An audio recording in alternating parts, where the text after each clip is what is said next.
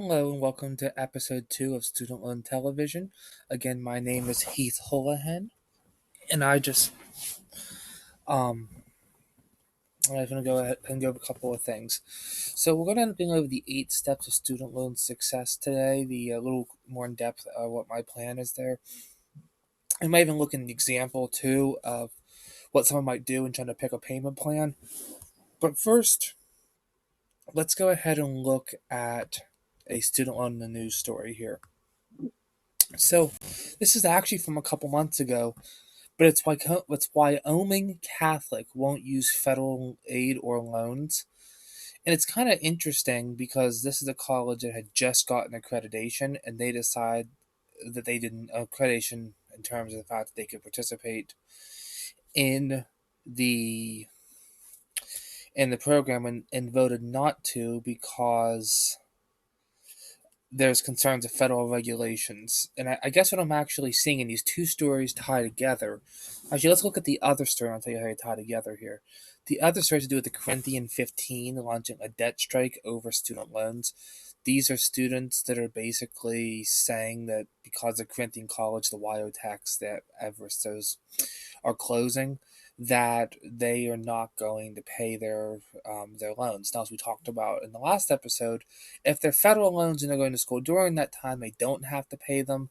Because if you're afterwards, that's a problem.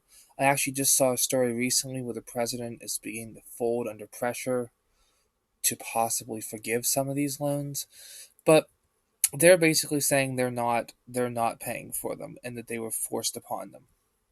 Now, in both these situations with Wyoming Catholic and the Corinthian 15, as they're being called, people are starting to kind of stand up and take more of a stand against student loans, which I am in favor of, but not necessarily the way Corinthian 15 is doing. Now, if they felt they were truly against it, fine. Talk to the president, talk to your congressman. Congressmen can make all the difference in the world. Your servicer can't do anything. We just follow what Congress does, and that's fine. I would have recommended because these kids, almost all of them would have qualified for a $0 payment. So I would have suggested continuing to do a program, seeing if it was a deferment or something like that. Don't ever ignore your student loans based on a moral basis. If you do that, moral high ground or not, you're going to get in trouble ultimately because I mean, if morals isn't going to help if they're garnishing your wages, they can garnish your um like your benefits in the future. They can take tax returns. There's no reason to just stand up on a moral ground. But like I said, let's say because obviously they had to drop out of school, they're not making a lot of money. There's every chance in the world that they're gonna have a $0 payment or a very, very low payment that they can be doing while they're petitioning Congress to get this done. So I do support what they're doing. I just would not completely put my head in the sand because there's no reason to have that go after you. Though, like I said, I'm sure people would disagree. I've just seen the negative effects and don't want people to have those if they don't succeed in what they're doing. I find Wyoming Catholic extremely interesting though, because it's just a school who's standing up and saying we don't like this system. We're going to try to raise more money for aid, even to do maybe some of our own loan program, whatever, and not have to because, and this will show a little bit more into me, but oftentimes where programs like student loans and other stuff happens is because the government has their fingerprints on it, which obviously sometimes makes it less than efficient.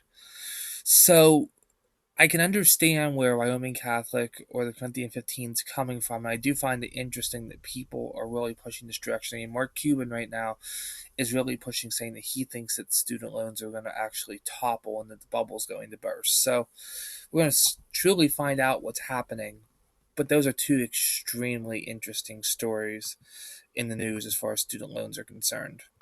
Now let's go ahead and look over these 8 steps and just kind of get a little more in depth into them so that you know what's going on. So, the first thing we do is we deal with your now. We figure out your situation. You go to nslds.ed.gov or you can go to, and just to show you that real quick. Let's do it this way, and there we go. Oops. You can tell I go here sometimes.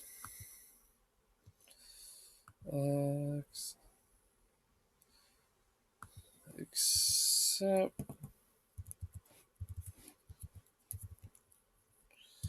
There we go. So you're entering your social, first your name, date of birth, and then you're entering your PIN. If you don't know your PIN, you can go to pin.ed.gov.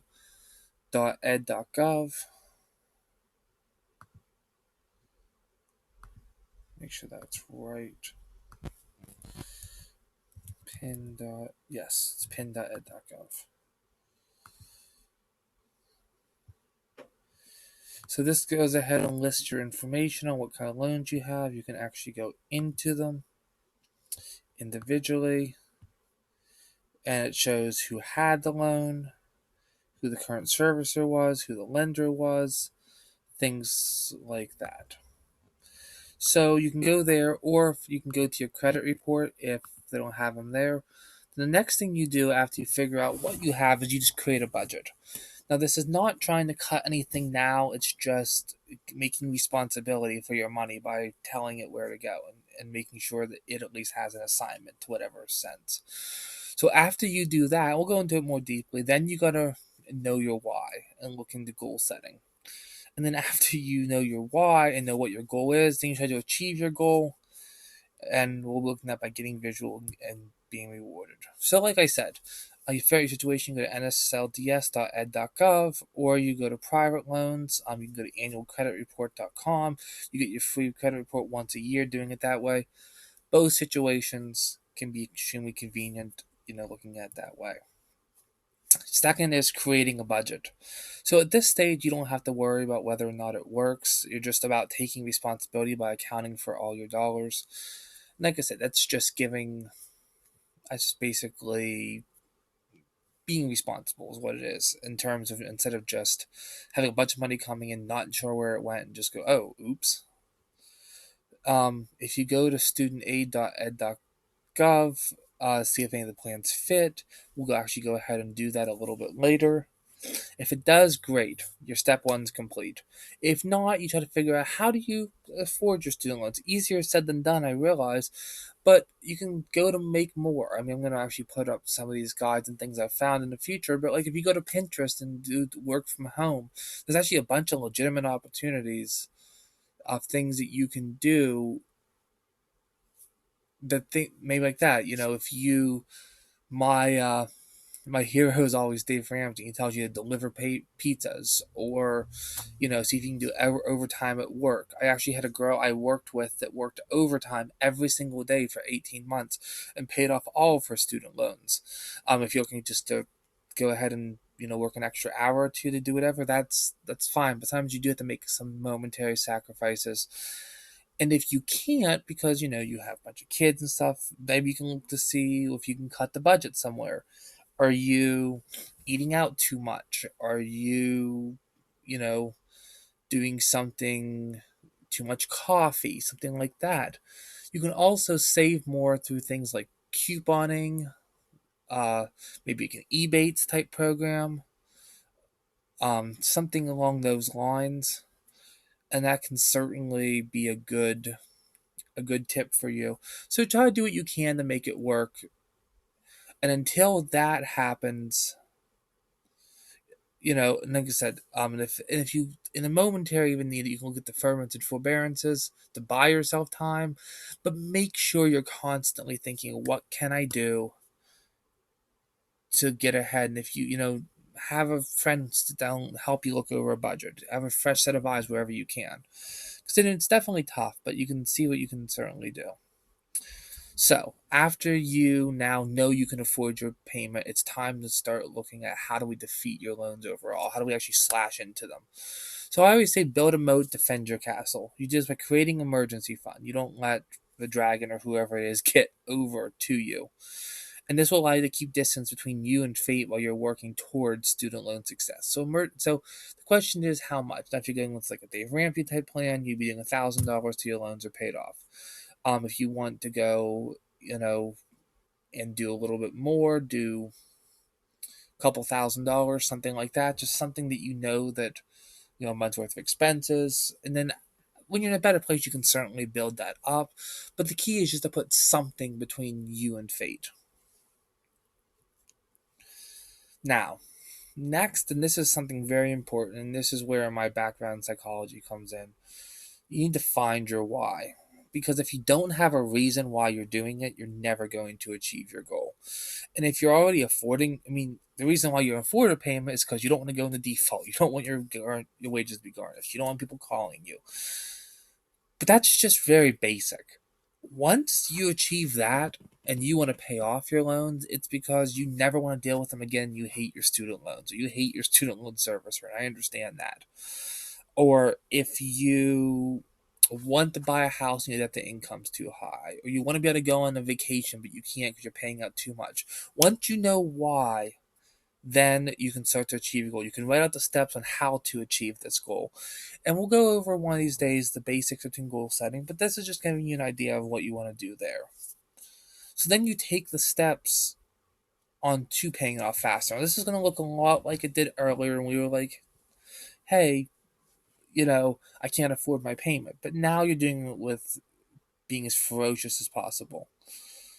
So, but we're going to make a plan on how to pay it off before we actually do those steps. So, I'd say you group your loans. You group them first by price, then by loan type, then by interest rate. And the reason why is because you want to get your small ones out of the way first. So I always say less than 10,000, less than 20,000, and then even 20 or over, or less than 30, or 30 and over, but definitely do the less than 10 and the less than 20 first and group them together. And then from there, if you want to do them by loan type, get rid of the unsubsidized loans first. That's why if you go into a deferment or something, the government's going to pay the interest unsubsidized. That's fine. And then you can go by interest rate, even though typically if you're doing it by loan type, unsubsidized loans almost always have higher interest rates than sub loans. So by doing that both ways, you're going to probably end up having the unsubsidized loans first. But I would make them subsets. So I would do, if you have 4 loans that are under 10,000, put those 4 together. And then among those 4, even if they're not lowest or highest still, you would put the 2 unsub and the 2 sub together. And then among the 2 unsub, you do the one with the highest interest rate first. And then go on to the sub and do the one with the highest interest rate first. Down the line, we'll look at people's loans and we'll actually give an example of what this looks like. But this is kind of what the step would be. In fact, let me just go ahead and make a quick example on what this could look like. Okay, so let's create a new slide. And let's say your loans are 5,000 at 6.8, and that's an unsub. 7,000 at 8.6, and that's an unsub. 3,000 at 3.4, and that's a sub. 3,500 at 4.5, and that's a sub. 13,000 and 22,000, we'll just say. And like I said, the interest rates in those don't necessarily matter. So the first thing you're going to do is put them in and we'll actually let's keep it like that. So you'll put these 4 together.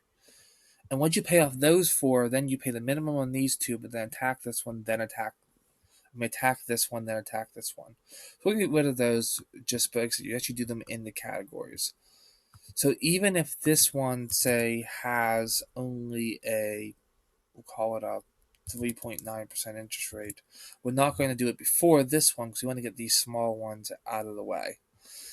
But we don't have to do them smallest to largest. For example, then I would do the unsub next because you can pay off five or whatever, fairly quickly. So I would go ahead and in this example, and let's just make the text a little bit smaller here. I would pay off, I would do this one first because it's an unsub. So put the unsubs together as the smallest interest rate. I'd do this one second. I'd do this one third and this one fourth. I actually want to type them up, happen to do that. I'll do it, but like I said, you do this one first because you have your four smaller loans, but we're the bigger ones right now. Then we did this one second because it's still an unsub loan. And like I said, the interest rate, now like I said, let's even say this interest rate happened to be 4.4. We'd still do it second, even though this is a higher interest rate. Because you want, actually, I'm going to reverse how I did that. So I had it at 8.6. Let's do this one first, this one second. I wasn't looking, I apologize. This one third and this one fourth. Because you want to do the unsubs first, and then you go with the higher interest rate because you can get that. It's going to help you a little bit. And 7 to 5 is not a huge difference. Now, this is different than, like I said, I've referenced being someone as a follower of Dave Ramsey. But I do obviously do things a little bit different sometimes. So, but I mean, you can certainly, any plan you can come up with to help pay for your student loans is great. But this is just something that I've seen work between people that I've watched. So, I've 7,000 unsub, 5,000 unsub, because like I said, then you're going high or low there. Then you have here where you'd be going highest and highest there. So, like I said, sub them out, make a plan, decide how to pay. When we look at some of our case studies later, we'll certainly get a better feel for that. That's just giving us a really quick rundown how we're doing that. And then, as I said, figure out how to place more money on your loan. So we have, like I said, making more money, cutting your budget, saving money with things like coupons, and looking for immediate victories you can be placed on your loan. So let's say you have a $50 a month payment on a $500 or $1,000 credit card. If you pay that off real quick first, you can use that money to pay off your student loans faster. So, I mean, if you have like $40,000 in credit card, it doesn't make sense. But if you have a small one, you certainly can just go ahead and chunk that towards it as quickly as you can. So I would certainly look for small victories if you can to have more to put towards your student loans. And like I said, also try to find as many ways to make money, cut your budget, save money. It's really, that's the best way to go. Next is getting visual. When you write down a goal, you're going to be more successful. So I've suggested doing thermometers, doing spreadsheets, taking a picture of your goals. So if your goal is Disney World, take a picture of the castle on Main Street, put it up there. If your goal is, to go have a house, take a picture of, the house in the country that you want and put it up there. And also, lastly, don't get overwhelmed. Take advantage of chunking. Never take on more than 5,000 loans at a time. So if you do have a $7,000 loan, only break it down to two 3,500s, or do 5,000 first and then do something else. Because then if you have $60,000 in loans let's say you just have one big $60,000 consolidation loan, that's overwhelming. But if you do it 12 fives, that's less overwhelming. And then every time you hit a goal, you can give yourself a small reward. You don't want to go too elaborate because obviously you want to get paid off as fast as you can. But by taking your time and giving yourself a reward, you're going to make it more manageable and keep yourself motivated constantly.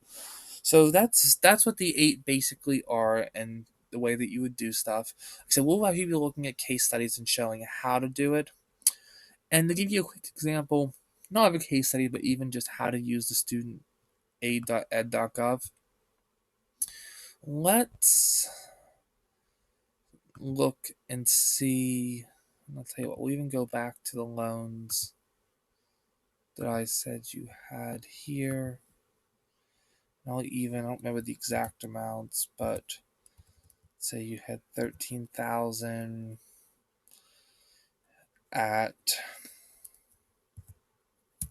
3.9 and 22,000 at 4.9. So we will 1, 2, 3. Okay, we'll make this one 3.9. I'll show you why in a moment. Okay, so you can actually log in and pull up your individual results, but since we don't have that, I'm just going to go ahead and we'll go ahead and add our loans here. So like I said, we have a 5,000 unsub loan. We'll make this one sub. This one sub also. And we're gonna actually make this one 4.9 for what I'm talking about also. So we have $5,000 at 6.8%. We'll get rid of that one. The other thing, and the reason why I was doing what I was doing earlier, that I suggest doing first, like I was figuring people stuff out when I work for a loan servicer, I always put them together first to make it easier. So 22,300 is 25,500 at 4.9 sub, and this would make it 16,000 at 3.9 sub. So now we have 7,000 unsub at 8.6. Oh, crud.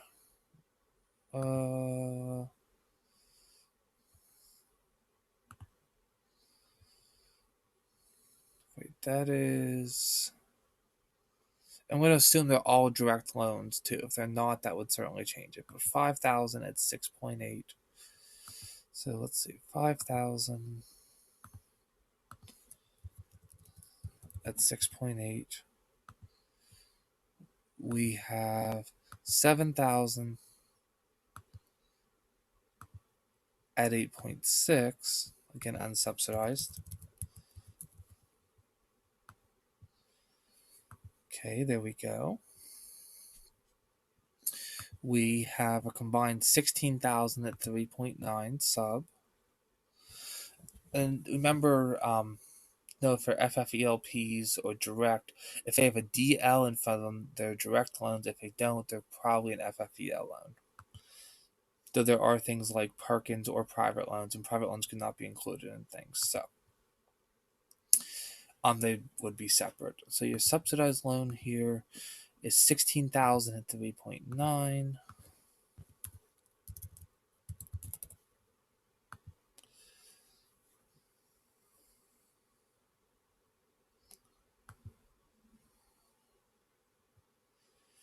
And lastly is 25,500 at 4.9.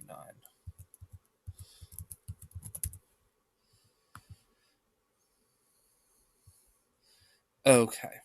And we go to your filing status. This is only important if you're going up by income, because if you're married filing jointly, you do have to include both you and your spouse's income. If you're not doing it based on your income, that's not necessary, but let's just go ahead and see what the option is. So let's say you make $30,000 and that you don't have any children, and your state, well, Alabama's fine. So let's go ahead and see. So your normal payment right now will be $574. So if you can afford that, great. If not, you look and say, okay, the graduated plan, which goes up every 2 years. It's a stair-step plan as it's showing. 326 would be the lowest, but at the end of your 10 years, you'll be at 977. So you have to have a job that makes sure it's going up there. The extended fixed, And the reason why it was important to ask if it's FFEL or not, because you do have more than 30,000 in direct loans in their example. But if you had 31,000 in direct loans, but only 10,000 in FFEL, you could put the 31,000 on the extended plans, but not, I mean, the direct on the extended plans, but not the FFELs, because you have to have at least 30,000 in each. Oh, well, I mean, to have that subset taken care of. So extended fix would be 321 over 25 years, 300 months, like it said. The extended level goes up every couple years again, 235 to 511. Now is income plan. So now the IBR for new borrowers, and all these are telling you what they are. So it says IBR is a payment plan with monthly payments limited to 15%, 10% for your new borrower discretionary income. And it says you're a new borrower for IBR if you had no outstanding balance on a direct loan as of July 1st, 2014, or you had no outstanding balance on a loan, you obtain a new loan on or after July 1st, 2014. So you'd have either had to have had all your first loans be after 7/1/14, or have paid off all your loans and gotten a new loan, or went to grad school or whatever after 7/1/14. It'll tell you that for all of them, what the requirements are. We can go over that at whatever point. Um, but in this case, like I said, you could be 156. What this number is what you qualify for based on your current income. This is what it would be on a standard plan if you don't renew it or if you make too much money, but you reapply for these every single year. Now, this is saying you'd have no forgiveness because based on this plan, you're going to continue. Now, they actually assume an increase. I think it's 3% every year, but I forget what the exact formula is when they come up with the forgiveness. But let's say you're at pay as you earn, which is at 10%. You're going to actually achieve a forgiveness here of 53,816. If you're on the income contingent, you wouldn't, but generally that's not going to help you either. So, but like I said, make sure that you qualify for it. So if you look at it as pay as you earn, and you to qualify as a new borrower, and also what it doesn't tell you here is that you have to have your loans have to be direct loans to qualify for pay as you earn. So, or let's say that they're not, then you're not going to be able to qualify for it. You have to go with the IBR, and if the date's too late, you have to go with this one, not this one. So if you ever do have any questions, I have some great resources letting you know about the different plans. But also, you can certainly shoot me an email at studentloaninsider@gmail.com or Heath at studentloaninsider.org, or we can saw something to actually look at, if we ever went through the services. And um so that's basically how you do that to use that. This tells you about the assumptions they make, the repayment period. Here we go. Student income will grow 5% a year. Family size will remember the same during the life of the loan, and the poverty guidelines will increase based on the budget's estimation. So this actually gives you the idea of what their assumptions are, and they say what loans are included, and that tells you only loans that are eligible for a certain plan. So, like I say, if you had FFELP program loans and direct loans are interested in the extended plan, but only the direct loans are eligible, then the estimated payments for the extended plan are only on the direct loans. So it's going to actually throw off your loan. So as it says already, an estimated payment for the extended payment plan will not be the total amount you had to pay each month for all your loans, just for the direct. So you do have to be careful of that whenever you're making your stuff up. So as far as what we have here with my stuff, let's go back. We have student loan. Okay. If you just want my general advice, I can certainly talk to you and walk through you with different stuff. I'm even working on something I'm not ready to announce yet, where we can just do something by the minute. But if you want to do an 8 plan thing here, I have that. Now that's obviously more on the pricey side because I'm creating the entire plan and walking you through it and talking you through it. So that's there at $289. But if you want to just do bundles, all these bundles here, if you say to yourself, "Oh, I want to do you know, I can't afford my payment, but I want to know information about, how to complete an income plan, that bundle was only $39. So that's certainly stuff that you can look at. This is great though because I will actually go over the entire situation, and instead of leaving holes in it from beginning to end, I will make sure that you have a plan for success. So, something you may want to look into. Any questions, though, you can certainly let me know. And as always, the ways to contact me, you can go to the website here for this. I already told you the email addresses. And there is a phone number which isn't as like I said, oftentimes I'm usually helping clients, but we'll call you back if you want anything. As far as social media, it's facebook.com/student loan insider. Twitter's at STDNTLN insider. If you're on Google Plus, you just search Heath Holohan. And you can also search Student Loan Insider for my YouTube page. So I do appreciate everyone watching episode 2 today. Please, if you're on YouTube, go ahead and leave a response in the comments. If you can also leave comments on Facebook, or if you just have direct questions, send me an email and I'll be glad to help you. Thank you so much and have a great day.